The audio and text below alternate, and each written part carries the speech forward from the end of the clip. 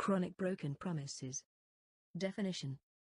Chronic broken promises, repeatedly making and then breaking commitments and promises, is a common trait among people who suffer from personality disorders.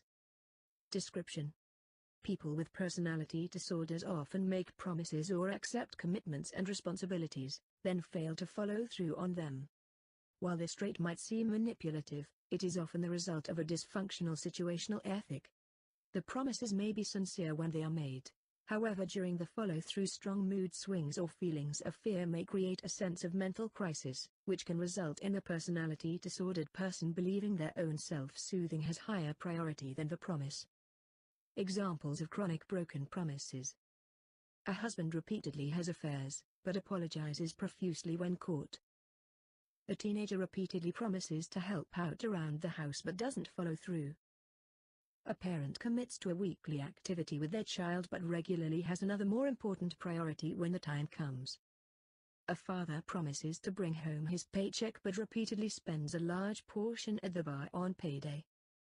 A housewife promises to curb her spending habit but repeatedly runs up credit card bills. A boss repeatedly promises a raise or perk which doesn't materialize. What it feels like. Chronic lying often produces an attitude of skepticism in others. However, over time a non may begin to engage in a form of enabling which contributes to patterns of deception and denial. This may be to avoid conflict and keep the peace. It may just seem easier not to confront the contradictions and play along. This can further develop into a system of learned helplessness in which the non convinces themselves they are powerless to do anything about the situation, even if that is not the case.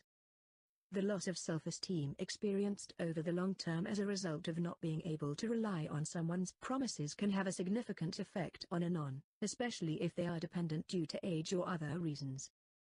Nons may try to compensate by engaging in dysfunctional behaviors of their own. This is sometimes known as getting fleas. How to cope.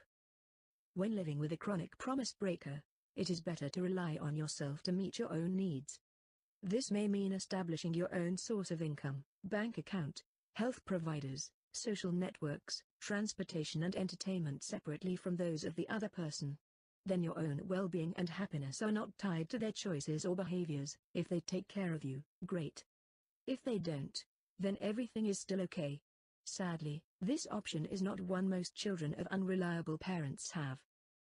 This type of detachment will sometimes be met by resistance. The personality disordered person may attempt to use fog, fear, obligation and guilt to try and reinstate interdependency. It is important to remember that taking care of yourself, or detaching from a loved one, is not the same thing as removing love for them. Rather, it is often the best thing you can do, just as you lock poisons away from children. What not to do. Don't depend on a person with a personality disorder to meet your needs.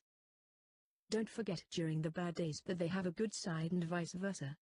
Both sides are real, both are them, even though you usually only see one side at a time. Don't react emotionally when a person with a personality disorder breaks their promises. Think of it as an inevitable consequence of the disorder, which will come and go at random, like a rain shower or a storm.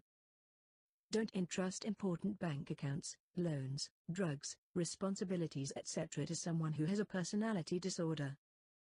Don't let your boundaries crumble under pressure. Boundaries are about protecting yourself, and you can't have a healthy life or relationship without them. What to do? Put the really important stuff in safe places. Establish ways to meet your own needs. This may involve major life changes.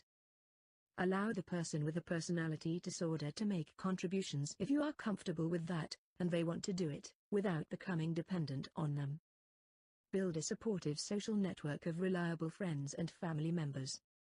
Work on boundaries which will protect you, your loved ones and your property from those who can't control their own behavior.